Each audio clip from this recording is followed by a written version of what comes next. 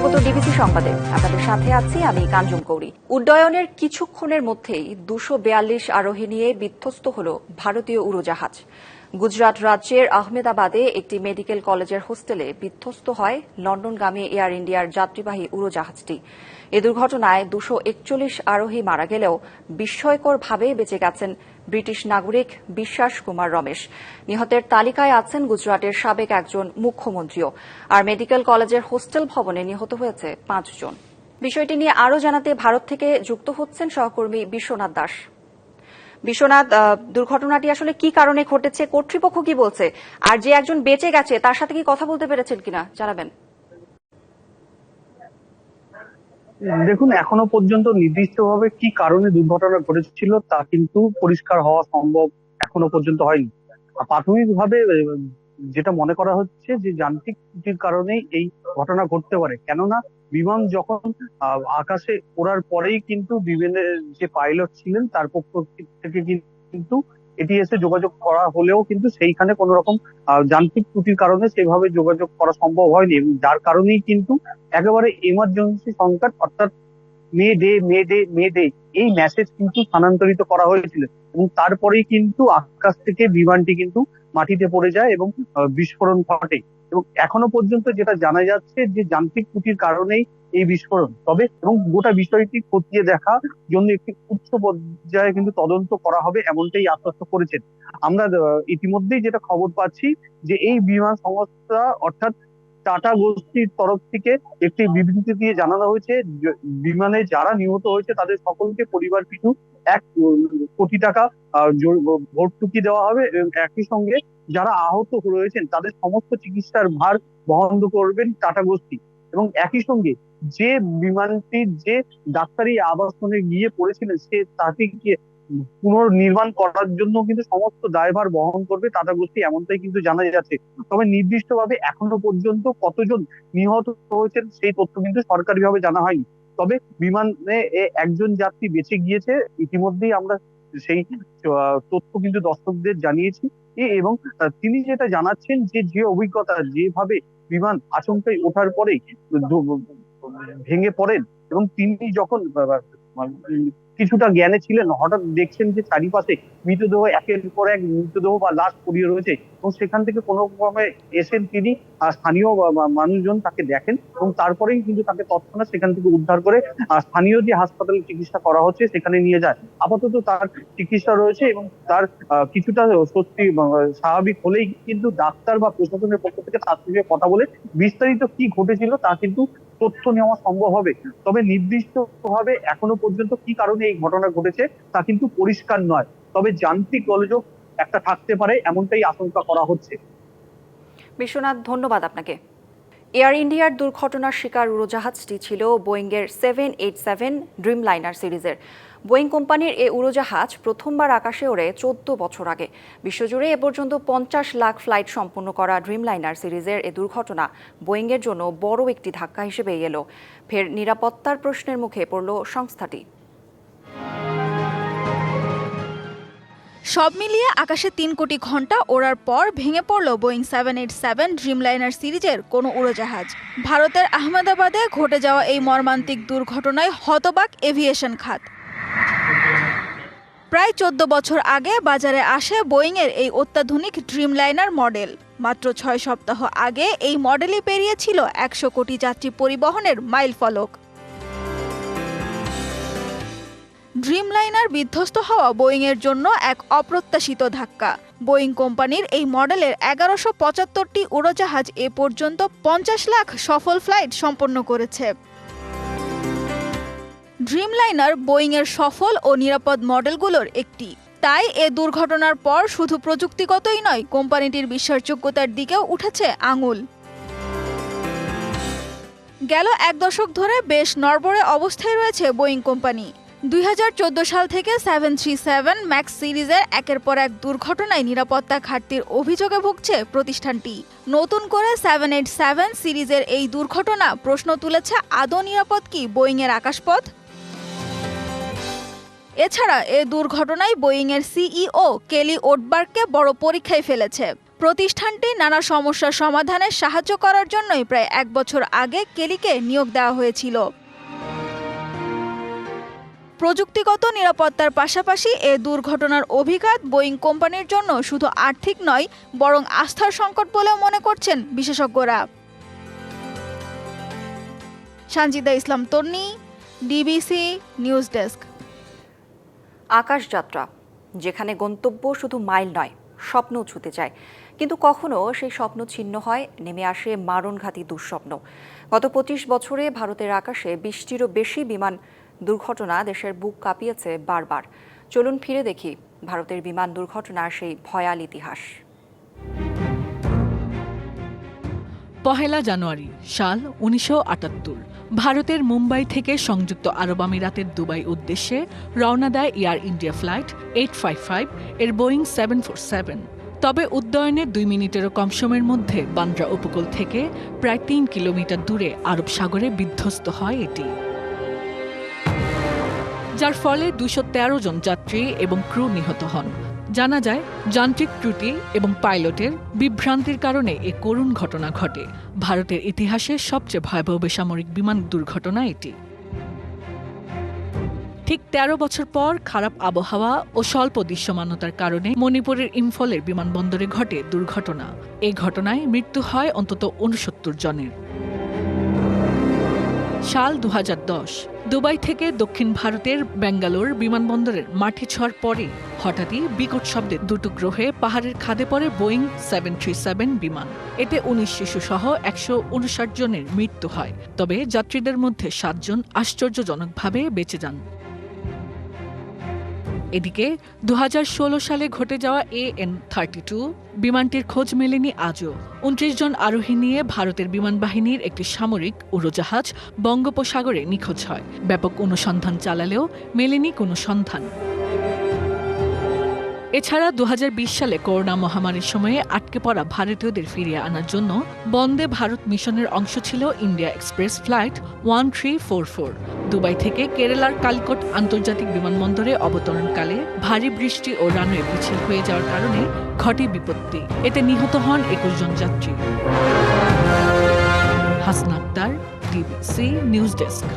ব্রিটেনের মর্যাদাপূর্ণ Kings Charles Harmony award গ্রহণ করলেন প্রধান উপদেষ্টা ডক্টর মোহাম্মদ ইউনূস। লন্ডনে সেন্ট জেমস প্যালেসে এক অনুষ্ঠানে প্রধান উপদেষ্টার হাতে পুরস্কার তুলে দেন ব্রিটিশ রাজা তৃতীয় চার্লস। এছাড়া ডক্টর ইউনূসের সফরে লন্ডনে পাচার অর্থ ফেরত আনা নিয়ে অগ্রগতির কথা জানালেন প্রধান উপদেষ্টার প্রেস সচিব। নোবেল জয়ের পর ক্ষুদ্র ঋণ ধারণার জন্য বিশ্বের বিভিন্ন গুরুত্বপূর্ণ পুরস্কার পেয়েছেন ডক্টর মোহাম্মদ ইউনূস। তার 30 ধারণাও সমাদৃত বিশ্বব্যাপী। এ ধারণায়ও পেয়েছেন নানা পুরস্কার ও মর্যাদা। এর ধারাবাহিকতায় লন্ডন সফরের 3য় দিন ব্রিটেনের রাজা তৃতীয় চার্লসের কাছ থেকে গ্রহণ করেন King's Charles Harmony award. Saint James প্যালেসে জমকালো এক আয়োজনে প্রধান উপদেষ্টার হাতে তুলে দেয়া হয় এই পুরস্কার। বর্তমান পরিস্থিতিতে প্রধান উপদেষ্টার এই পুরস্কার দেশের জন্য মর্যাদাকর বলে মন্তব্য করলেন প্রধান উপদেষ্টার প্রেস সচিব। বাংলাদেশের কনটেক্সটে এই সময়ে এইটা একটা বড় স্বীকৃতি। সোশ্যাল বিজনেস, প্রাইভেট এবং প্রফিট ওরিয়েন্টেড কোম্পানি অনেক কাজ করতে পারে না, সেখানে সোশ্যাল বিজনেস ওই কাজগুলো করতে পারে। সেইখানে ওনার এই সোশ্যাল বিজনেসের কনসেপ্ট প্লাস হচ্ছে উনি 30 নিয়ে কাজ করেছেন। তো কিং চার্লস এই ওনার যে পুরো যে লাইফ লং যে ডেডিকেশন মানুষের জন্য, মানুষের মঙ্গলার্থে যে কাজগুলো উনি করেছেন, তারই স্বীকৃতি হবে। এর আগে ব্রিটেনের রাজার সাথে একান্ত বৈঠক করেন প্রধান উপদেষ্টা। আলোচনা হয় বাংলাদেশের সামনে এগিয়ে যাওয়া নিয়ে। কিং চার্লসের সাথে আমাদের চিফ অ্যাডভাইজারের একটা ওয়ান অন ওয়ান একটা মিটিং হয়েছে। এটা একটা প্রাইভেট মিটিং ছিল, এটা ওনারা দুজনই ছিলেন ওই মিটিংয়ে, এবং সেই মিটিংয়ে বাংলাদেশের যে একটা বড় রকমের একটা যে ট্রানজিশন হচ্ছে সেগুলো নিয়ে কথা হয়েছে।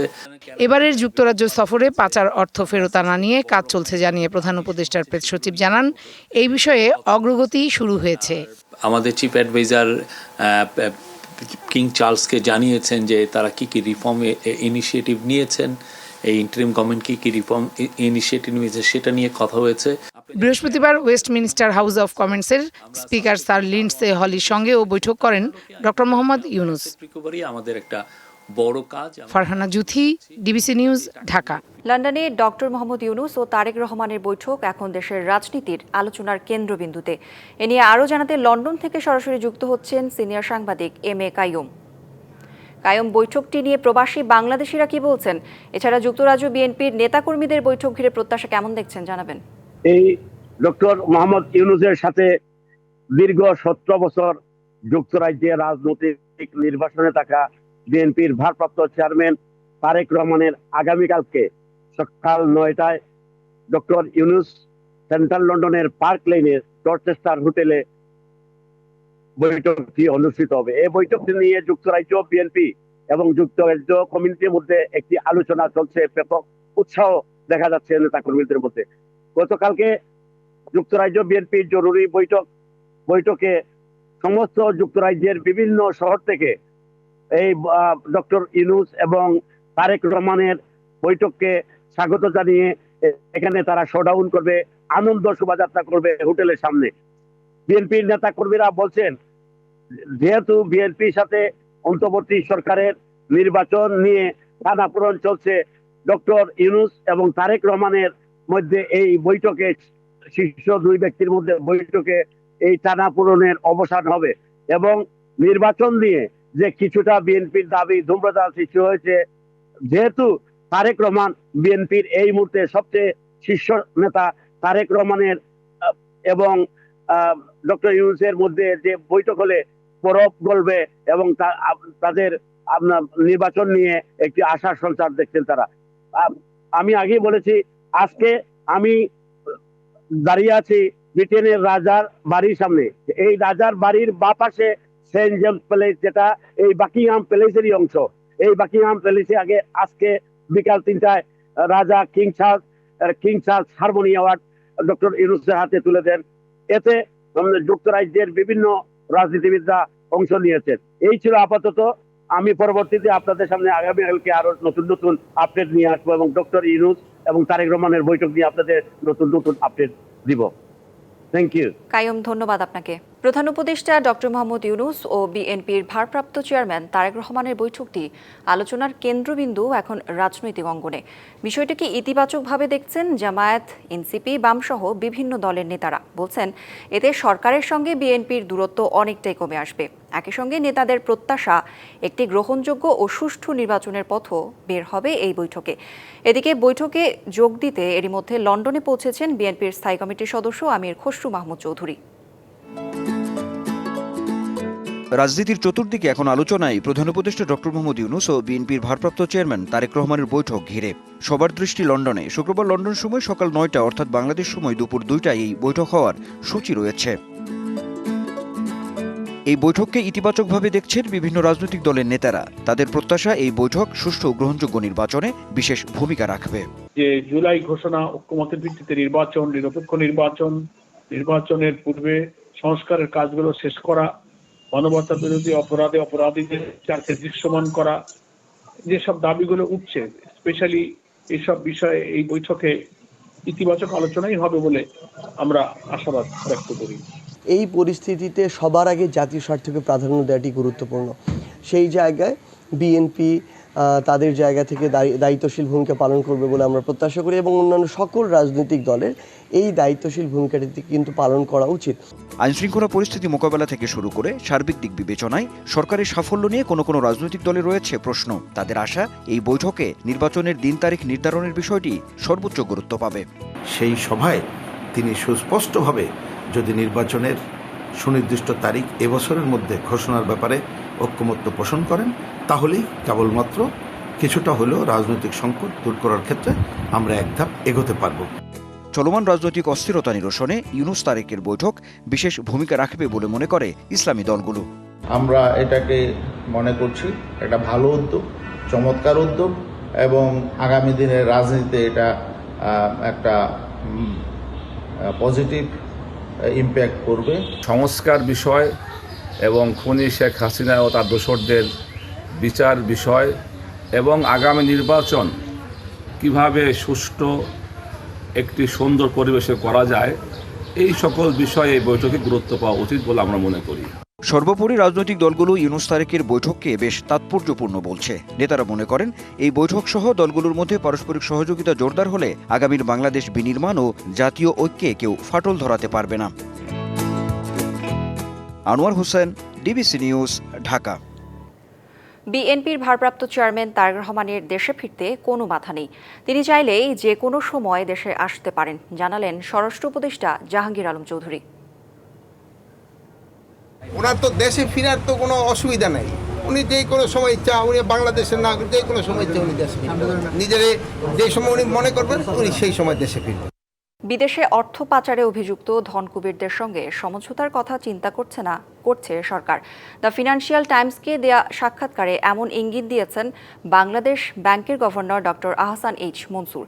গভর্নরের বক্তব্য থেকে প্রতিবেদনে উল্লেখ করা হয়েছে, কম গুরুতর মামলাগুলোর ক্ষেত্রে আর্থিক সমঝোতা বিকল্প হিসেবে বিবেচিত হতে পারে।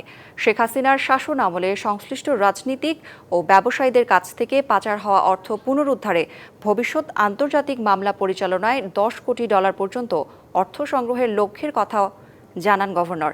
এরই মধ্যে অন্তর্বর্তী সরকার শেখ হাসিনা ও তার পরিবার সহ রাজনৈতিক প্রভাবশালীদের বিরুদ্ধে অগ্রাধিকার ভিত্তিতে 11টি তদন্ত শুরু করেছে। সরকারি ছুটি শেষ হচ্ছে আগামী শনিবার। এর মধ্যেই প্রিয়জনদের সঙ্গে ঈদ উদযাপন শেষে ঢাকায় ফিরতে শুরু করেছেন কর্মজীবী মানুষ। সড়ক ও নৌপথের পাশাপাশি রেলপথেও ফিরছেন তারা।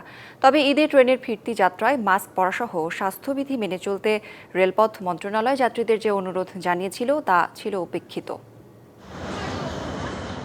টানা 10 দিনে সরকারি ছুটি শেষের পথে। এরই মধ্যে প্রিয়জনের সঙ্গে ঈদ উদযাপন শেষে ঢাকায় ফিরতে শুরু করেছেন কর্মজীবী মানুষ। তবে ভোগান্তি এড়াতেই ছুটি শেষ হওয়ার আগেই যার যার কর্মস্থলে ফেরার কথা জানান যাত্রীরা। কালকে জয়েন, কিন্তু একদিন আগে আমি চলে যাচ্ছি আর কি, আমার কর্মস্থল যশোরে। সিলেট থেকে ঢাকা হয়ে বরিশাল গেছি, ট্রেনের জন্য অপেক্ষা করছি, আবার সিলেটে কর্মস্থলে যোগদানের জন্য। স্বজনদের সঙ্গে কাটানো সময়কেই ঈদের মধুর সময় বলে মনে করছেন জীবিকার তাগিদে ঢাকায় ফেরা মানুষজন। ভালোই কেটেছে আলহামদুলিল্লাহ। বাচ্চাদের ছুটি আরো বেশ কিছুদিন আছে, তো রিল্যাক্স ফিল করতেছে, এই জন্যই আর কি। ঈদ অনেক ভালো কাটছে। মার বোন হচ্ছে বাড়িতে থাকে, ঈদের সবাই একসাথে ছিলাম, আমরা চোখের পানি ধরে রাখতে পারিনি। সম্প্রতি করোনা সংক্রমণের হার বেড়ে যাওয়ায় ট্রেনের ফিরতি যাত্রায় মাস্ক পরা সহ স্বাস্থ্যবিধি মেনে চলতে যাত্রীদের অনুরোধ জানিয়েছিল রেলপথ মন্ত্রণালয়। কিন্তু কমলাপুর রেল স্টেশনে যাত্রীদের তেমন কাউকে মাস্ক ব্যবহার করতে দেখা যায়নি। আমার ব্যাগে আছে, আমি পরবো কারণ এখন মাত্র উঠলাম তো, গরম আর non AC compartment, that's why. অবশ্যই মাস্ক পরা উচিত আমি মনে করি, কারণ নাহলে তো করোনা স্প্রেড করতে পারে। তবে রেল কর্তৃপক্ষ বলছে যাত্রীদের স্বাস্থ্যবিধি মেনে চলতে স্টেশনে সচেতনতামূলক কার্যক্রম পরিচালনা করা হচ্ছে। যাত্রীদের ভ্রমণ স্বস্তিদায়ক আছে, আর এই ভ্রমণ যাত্রা যেন স্বস্তিদায়ক থাকে সেই ব্যাপারে আমাদের যথেষ্ট প্রস্তুতি আছে। করোনা ভাইরাস প্রাদুর্ভাব বৃদ্ধি পাওয়ার কারণে আমরা স্টেশনে এবং ট্রেনে পিএস সিস্টেমের মাধ্যমে যাত্রী সাধারণকে এই বিষয়ে সচেতন করছি। এদিকে সড়ক পথেও স্বস্তির কথা জানিয়েছেন ঢাকায় ফেরা মানুষ। তারা বলছেন যাওয়ার সময় দীর্ঘ যানজটের কবলে পড়ে যে ভোগান্তি শিকার হয়েছিলেন, আসার সময় তেমন কোনো সমস্যাই হয়নি। Bijan Kumar Das, DBC news, Dhaka. নোয়াখালীর বেগমগঞ্জ উপজেলার ছয়ানী উচ্চ বিদ্যালয়, বিভিন্ন মসজিদ, মাদ্রাসা ও সরকারের চলমান উন্নয়ন প্রকল্প পরিদর্শন করেছেন ডাক ও টেলিযোগাযোগ মন্ত্রণালয়ের ভারপ্রাপ্ত সচিব জহিরুল ইসলাম। বৃহস্পতিবার সকালে উন্নয়ন কর্মকাণ্ডের অগ্রগতি পরিদর্শন করেন তিনি। ভারপ্রাপ্ত সচিব সরকারি উন্নয়ন কাজ স্বচ্ছতা ও নিষ্ঠার সাথে সম্পন্ন করার আহ্বান জানান। এ সময় উপস্থিত ছিলেন বেগমগঞ্জের ইউএনও আরিফুর রহমান, বাংলাদেশ ফুটবল ফেডারেশনের টেকনিক্যাল কমিটির সদস্য হুমায়ুন কবির চৌধুরী, ছয়ানী উচ্চ বিদ্যালয়ের পরিচালনা কমিটির সভাপতি আব্দুস সাত্তার মিন্টু এবং ছয়ানী ইউনিয়ন বিএনপির সাবেক সভাপতি জামালি উদ্দিন।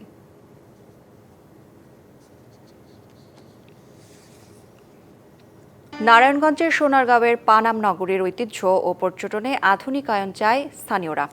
এছাড়া যানজট, চিকিৎসা ব্যবস্থা ও মাদকমুক্ত করারও দাবি দীর্ঘদিনের। তবে মাদক নির্মূল সহ আরও নানা বিষয়ে চ্যালেঞ্জ দেখছে স্থানীয় প্রশাসন।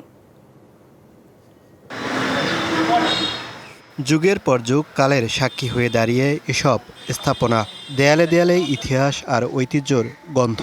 আবহমান বাংলার শিল্প ও সংস্কৃতির ধারক বাহকের ভূমিকায় এখানকার জীর্ণ ভবনগুলো। বলছি ঢাকার অদূরে সোনারগাঁয়ের পানাম নগরের কথা। প্রাচীন এই নগরীর অবশিষ্ট নেই আর কিছুই।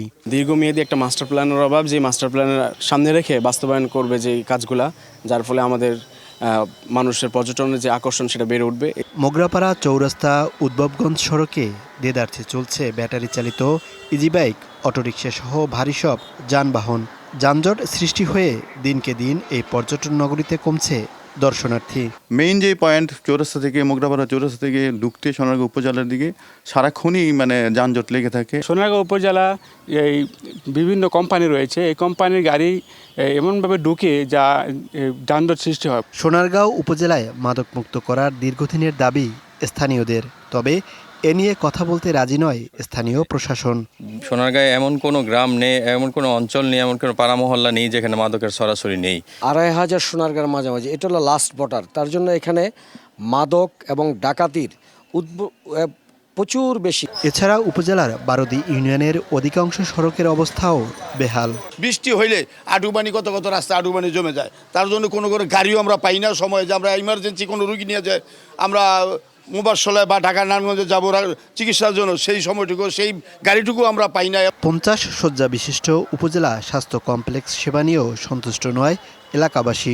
ডাক্তাররা দেখা যায় এখানে খুব কম সংখ্যক সময় দিয়ে ওনারা বাইরে চলে যায় চেম্বার করতে, ইভেন আমাদেরকেও সেখানে রেফার করে দেওয়া হয়। একটা গরিব মানুষ সে পারতেছে না আলাদা একটা করতে, অ্যাম্বুলেন্স ভাড়া করতে, কিন্তু সরকারি যে অ্যাম্বুলেন্সটা আছে সেটা তারা বসায় রাখে। চিকিৎসা করার মতো ইমার্জেন্সি কোনো নাই, যাইতে ঢাকা নাইলে অন্যদিকে, কিন্তু আমরা এই এলাকার জন্য একটা ভালো হসপিটাল চাই। এছাড়া যত্রতত্র ময়লা আবর্জনা ফেলায় নষ্ট হচ্ছে শহরের পরিবেশ। Mohaiminul Khan Apu, DBC news, Sonargaon, Narayanganj.